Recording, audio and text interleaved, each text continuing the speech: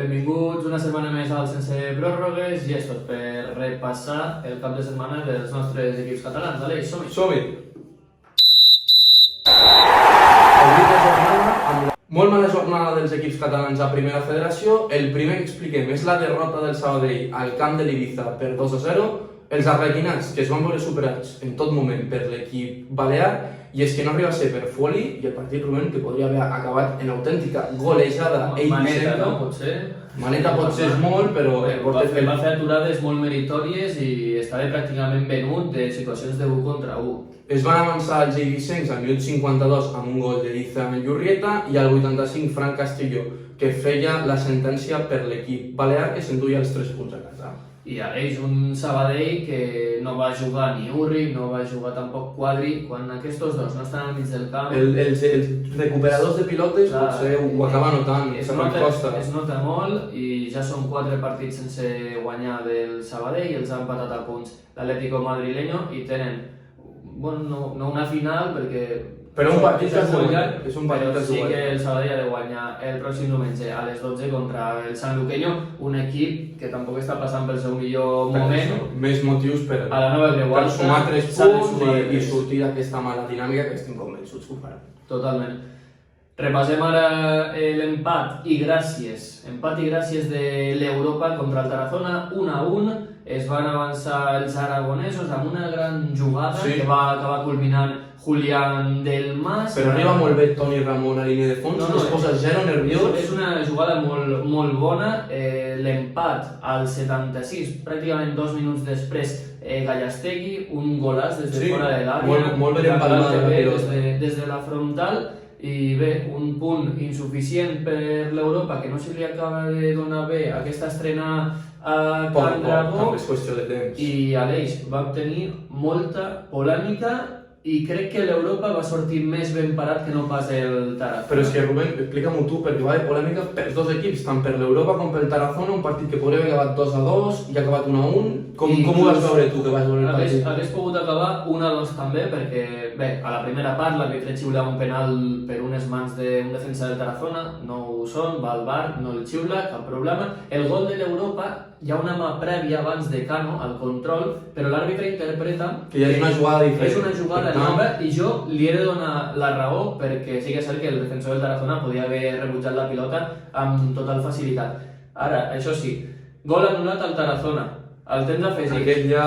Es van tirar les línies que a mi això m'ho han d'explicar. Aquestes línies del bar de primera divisió encara, però a mi, sincerament, no m'ho semblava.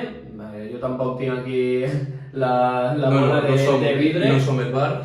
Totalment. I després, a l'afegit també, un possible penal pel Tarazona que l'àrbitre va anar a veure, no va xiular, es va acabar el partit just després d'aquella revisió, però molta polèmica i l'Europa que pot donar les gràcies.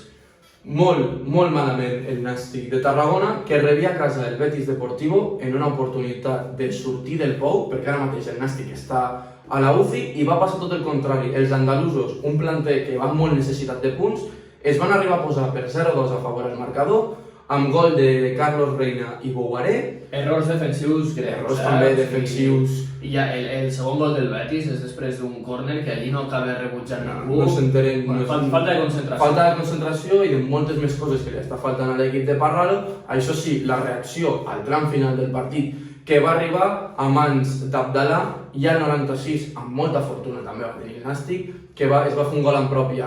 Emanuel, que va aconseguir rascar un punt pel Nàstic, que jo crec que és insuficient. Menys mal, sí, totalment, és insuficient i veurem què passa amb Parralo.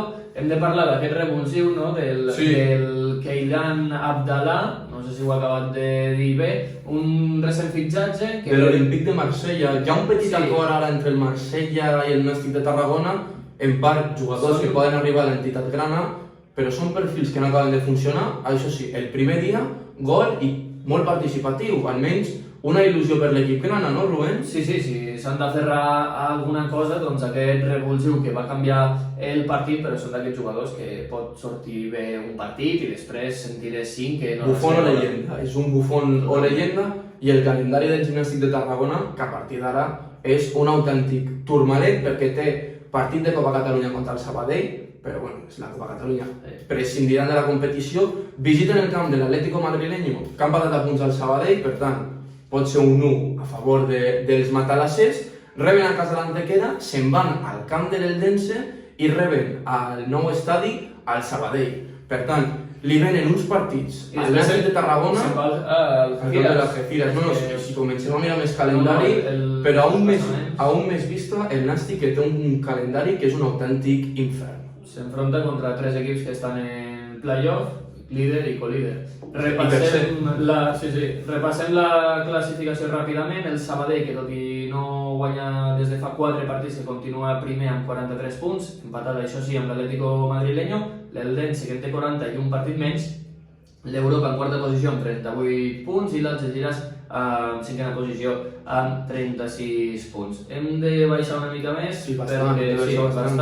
Fins a la 14a posició, allí es troba el Nàstic de Tarragona, 3 partits sense guanyar, crec que han fet 5 punts dels últims 24, una dada nefasta. I allí estan, rozant el descens i també amb opcions... Que patiran fins al final, tant per a dalt com per a baix. Comencem amb el bloc de segona federació, victòria contundent del Sant Andreu contra l'Andratx, que a hores d'ara està molt a prop del líder, el Poblense. Això sí, una primera part de la Huesa que no va acabar de convèncer perquè l'Andratx va arribar a xutar 2 vegades al pal. Les ocasions més perilloses van ser pels balears, però el domini va ser andreuenc. A la segona part, a partir de que va entrar Marcos Méndez, va canviar el partit, la pilota parada que funciona a l'equip de Nacho González, i així va quedar clar amb el primer gol i el segon d'Albertito, que és una autèntica meravella, on li cau el refús i fa una sensacional volella, i Max Marcet, que al minut 90 des del punt de penal transformava el 3-0 definitiu pels andreuencs. Que a simple vista veus un resultat així voltat i tot, però la primera part del Sant Andreu tampoc va ser de les millors, però clara contundència. A vegades ser contundent i efectiu és el que val. Mira, el Sant Andreu van segons, a dos del líder, i esperem que la parròquia andreuenca guanyi. Jo vaig estar aquest cap de setmana a Narcís-Sala i un diumenge a les 12 del matí, amb tots de ressaca de carnaval, s'ha d'acudir al camp i l'animació, com ja és habitual al Narcís-Sala, que va ser impecable. No falla. El Sant Andreu 10 partits seguits sense perdre. Passem ara a la victòria visitant del Girona B. I molt important. Gran triomf per 1-2 al camp del Porreres, un equip en descens. Ràpidament es va avançar al minut 6 mitjançant Saras, el filial gironí, després Carles Garrido, que va fer el segon, i després des del punt de penal retallava distancies del Porreres, però era insuficient. Un Girona B irregular perquè ha guanyat 8 partits, n'ha empatat 7. Va començar molt bé, ara està malament... Però estan tranquils, en zona de ningú. Amb aquesta victòria estan tranquils. En cas d'haver perdut al camp del Porreres, la pel·lícula hagués canviat bastant. Empat a 0 entre la Unió Esportiva Olot i l'Espanyol B. Això sí, volem destacar la bona dinàmica de l'Olot en aquests últims partits, perquè porta 4 porteries a 0 dels últims 5, 324 dies imbatuts al seu camp, que es diu ràpid però s'ha de fer, i 5 partits seguits sense perdre, que és el que ha fet que s'allunyin de les posicions de descens, que és el que ens feia patir realment de l'Olot. Ja ho vam dir, revelació d'aquesta segona volta. És la nostra pedrada, veurem si acertem. I per part de l'Espanyol B, que sumen 8 partits sense conèixer la derrota, estan apretant per intentar entrar a playoff i ara els visita a la ciutat esportiva Dani Jarque el Torrent, l'últim del grup, així que és una bona... És una bona ocasió, no?, per tornar a guanyar, bona dinàmica... Pensar en playoff perquè és l'objectiu de l'Espanyol B. El partit de la polèmica el van marcar Reus Futbol Club Radeix i Barbastro, els reusencs que es van desplaçar fins a terres aragoneses, i un partit farcit de polèmica, sobretot al tram final.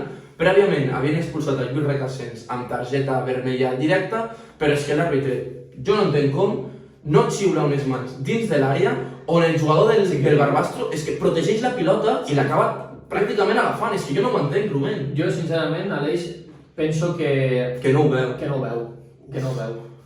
Vull pensar el mateix, però... A veure, ho puc entendre que no ho vegui perquè al final hi ha un munt de cames, però clar, és que fa el gest d'anar cap al terra i protegir-se, com si fos una tortuga. Això sí, en contrapartida, se li dona un gol al Barbastro al temps afegit de la segona part, que també és polèmic.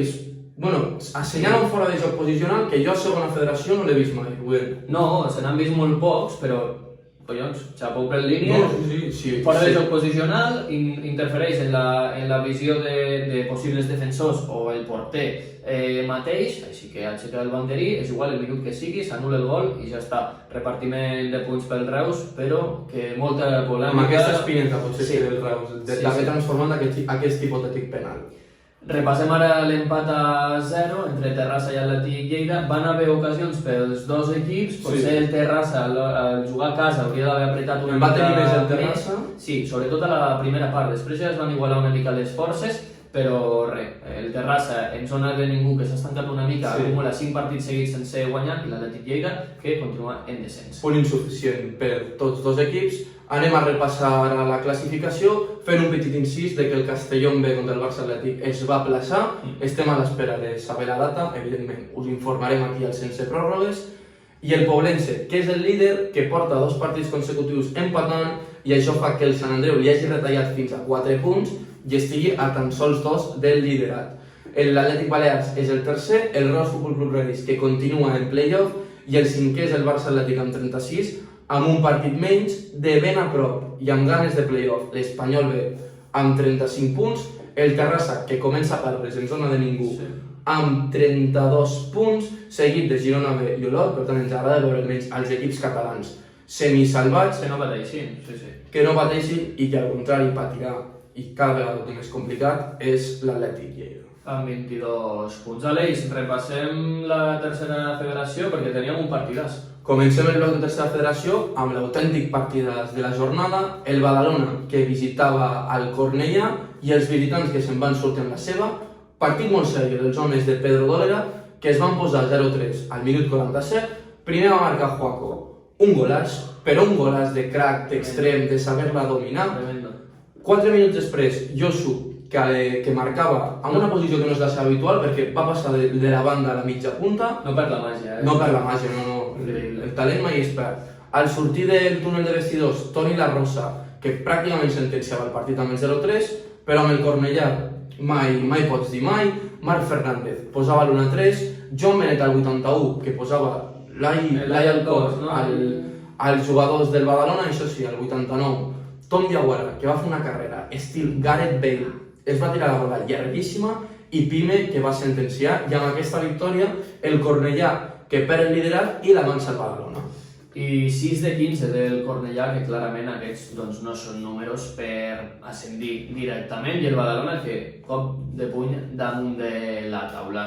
Expliquem ara la derrota del Lleida 0-2 contra el Manresa. Aleix, no va ser possible i t'enfrontaves al millor visitant del grup. O sigui, el Manresa en els 12 partits com a visitant ha fet 24 gols. És una mitjana de 2 gols per partit. I què li va fer el Lleida? 2 gols. Doncs li va fer 2 gols. El primer, una obra d'art de Mohamed Zarfani, el passat a la cantera de l'Espanyol, la clava de l'Escaire. Un golaç. Ens decidirem entre el de Juaco i el de Zarfani, però un molt bon gol. I després David Momo, l'ex del Sant Andreu, al 70, que va posar el segon al marcador. Bé, s'ha de seguir, Alex. S'ha de seguir. És un partit que dins del que ja pots arribar a perdre, perquè el Manresa és un molt bon equip i tot apunta que entre Cornellà, Badalona i Manresa estarà el lideratge, precisament perquè l'Hospitalet ha perdut molt i molt ritme, i ho va fer dissabte a l'Alumnes Obrers contra el Vilanova i la Geltrú, que van perdre per 2-1, es van avançar els de Vilanova amb un gol de Cuevas. Ignasi, que era el nostre killer, que va fer un gol de bandera, rep d'esquenes, es gira i la creua. És una autèntica barbaritat. Ja has vist que va amb una... Amb la tireta al nas. Bueno, jo això no ho he acabat d'entendre, però bueno, com no soc esportista... I quan està fent gols... No, posa les tiretes que vulguis, Ignasi. Total. I Frank Grima al 44, amb una acció també desafortunada per la defensa de l'Hospi. Va estar més, és veterà i va fer el gol que li donava els 3 punts. 4 de 15, Aleix, l'Hospitalet. Ha perdut la posició de playoff, un equip que parlàvem moltes vegades. I que era el debut de Sergio Just a la banqueta de l'Hospitalet. Però parlàvem moltes vegades, ostres, l'Hospi, clar candidat a l'ascens, possiblement junt amb el Badalona i el Cornellà, i porta 4-5 jornades dolentes que han fet que caiguin fins i tot a fora del playoff. Per tant, esperem que l'Hospitalet no es descuidi, perquè és un dels candidats a pujar i un dels equips que, si l'any que ve pugin a segona ref, dels més divertits que podríem arribar a veure. A més, és un camp que està bé, Sí, i la feixa llarga. I expliquem ara la victòria de l'Escala amb remuntada inclosa 4-1 davant el Vic. Es van avançar els visitants amb un gol d'Alberto Salamanca al minut 3, però al 25 ho empatava Xevi amb una assistència d'Adrián Expósito i tot seguit, hat-trick d'Adrián Expósito, un de penal, un d'afusellar al porter i el tercer una picadeta magistral, molt bon moment de forma. L'exjugador del Lloret de Mar, que porta 5 gols en els 2 últims partits, que ha fet que l'Escala acabi la jornada en play-off l'equip de David Curillo. I és més, te dic, Aleix, que l'Escala per a Youssef Zaijun, el killer, doncs ja en té un altre. Increïble aquesta capacitat de readaptació que ha tingut l'Escala després de perdre un dels millors davanters del grup. Vaja, xapó per David, el míster de l'Escala. Molt impactant la victòria del Mollerussa per 3-2 contra el Cerdanyola, principalment perquè els del Vallès es van posar per 0-2 mitjançant Abde i Javi López al minut 8. Increïble. Sí, no. És el partit random és molt random, perquè Alfa Bakayoko amb un doblet empatava el partit al minut 30, al minut 37 per doble groga era expulsat Pol Canillo i dius, vaja, el Cerdanyola necessitat de punts, apretarà. No, tot el contrari, Lamin Jugarà amb una rematada, que també té un pèl de fortuna, que va acabar donant 3 punts al Molle, que des de l'arribada de Manel Cazorla els números són brutals, no, Rubén? Doncs sí, són 5 partits sense perdre. Al municipal del Pla d'Urgell s'estan fent molt forts, 3-2, nova victòria, i hem de destacar per part del Cerdanyola el 10è gol en Lliga de Javi López, que és el killer dels del Vallès. Expliquem ara la victòria de la Grama, 2-0 contra el Canvidalet, un resultat que podíem esperar. 2 gols que va fer la Grama, Joel Toledo, amb una molt bona diana des de dins de l'àrea, la clave bastant bé i l'ajuste bé a la porteria defensada pel porter del Canvidalet, i Martí Alonso, un cop de cap de killer, l'ex del Sant Andreu. La Grama torna a guanyar després de 5 partits. Un bon inici de partit amb 2 gols al minut 30, que en aquesta categoria sempre és suficient per endur-te 3 punts, i més si jugués a casa. La Unió Esportiva Tona, que va empatar 1 contra l'Europa B, es van avançar els tonells amb un gol en pròpia de l'Europa de Victoredo, mala comunicació entre central i defensa, i Cadenas, que al minut 84 empatava el partit pels graciens, que rescataven un bon punt del municipal de Tona. I empat a 1 també entre Vilassar de Mar i Peralada. S'avançaven els visitants amb gol d'Alejandro Mejía, el migcampista. A pilota parada, molt atent l'atac. I després Àlex ho empatava pel Vilassar de Mar, repartiment de punts i poca cosa més en aquest partit. I acabem la jornada de tercera federació amb l'empat a 0 entre el Sant Cristóbal i la Montanyesa. Això sí, partit molt intens on tots dos equips van fer un partit molt seriós, però de vegades quan el fas tan seriós que no hi ha gols. Van haver ocasions, però els porters també van estar bé a la porteria.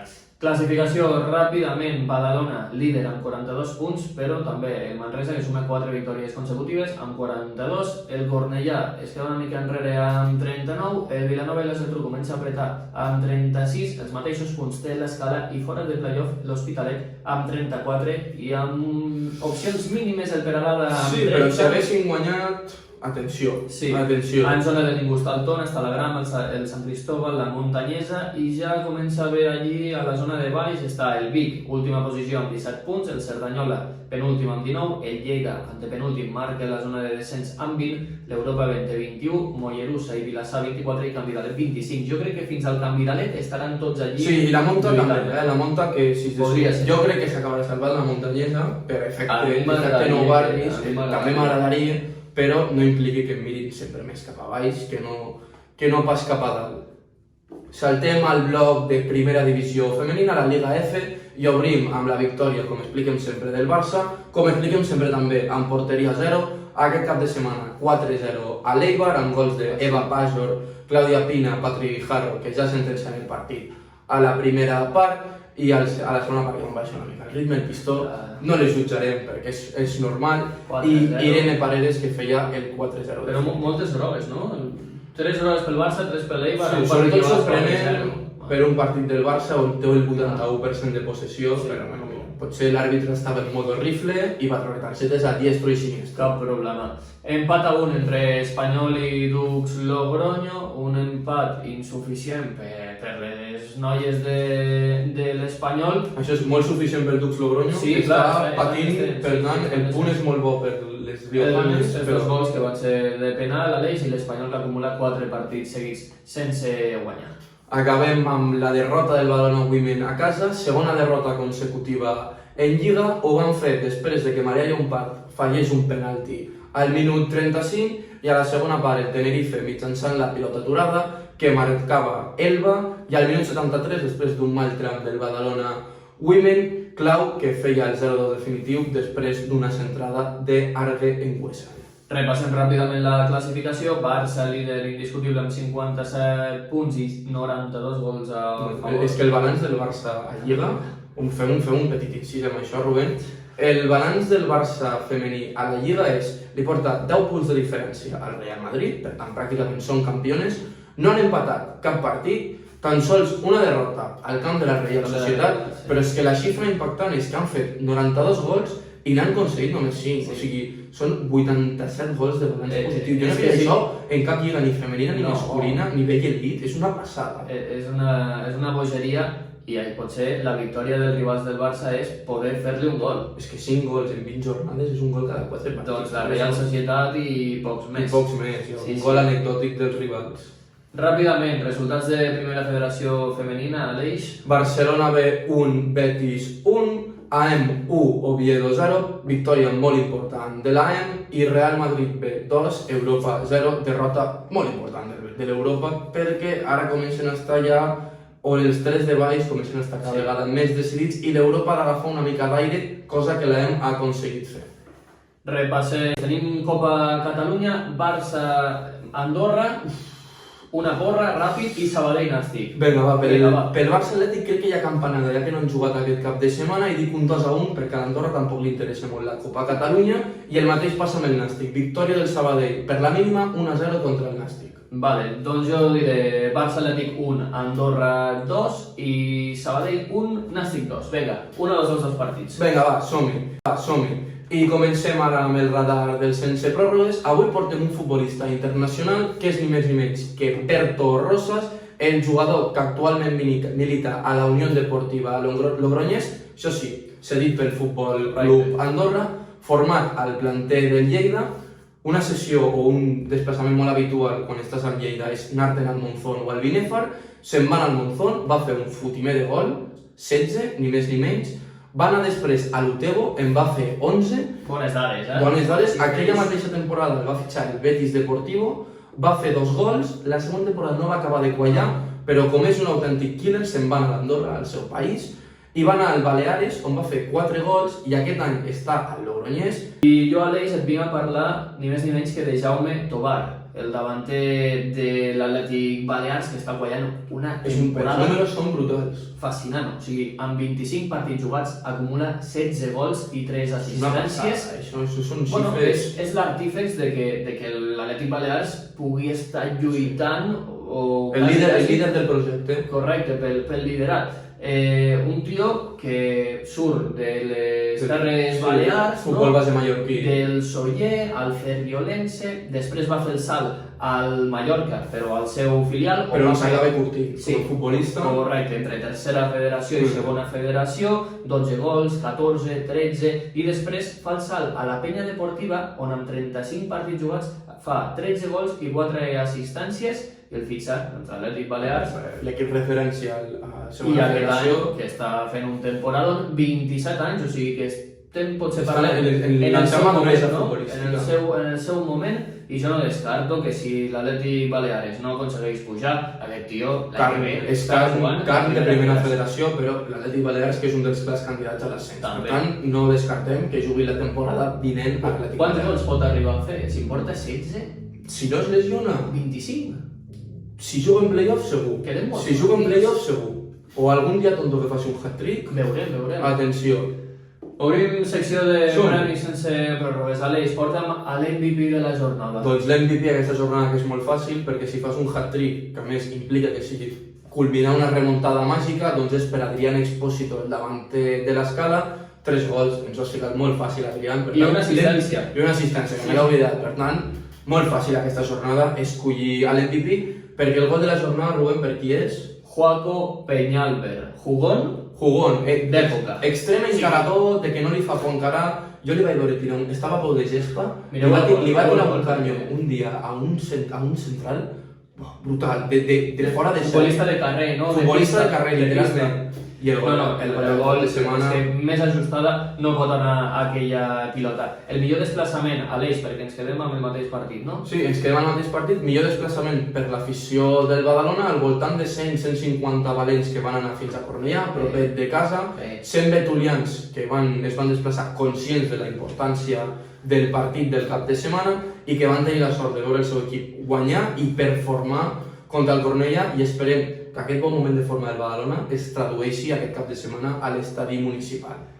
Anem ara amb el partit de la setmana i la porra corresponent. Atlético Madrileño, Nàstic de Tarragona, dissabte a 4:45 de la tarda. Aleix, dis-me ja el És que resultat. em costa molt ser optimista amb aquest Nàstic, t'ho dic de veritat. M'encantaria, El que penses? parròquia grana, un empat, una victòria, però és que si he de tirar per intuïció, vaig amb una victòria de l'Atlético Madrileño i vaig amb un 2-0, no va cal el Nàstic de Tarragona marcant, sincerament, així de clar t'ho dic. Jo penso que també guanyarà l'Atlético Madrileño, però el Nàstic marcarà, em quedo amb el 2-1.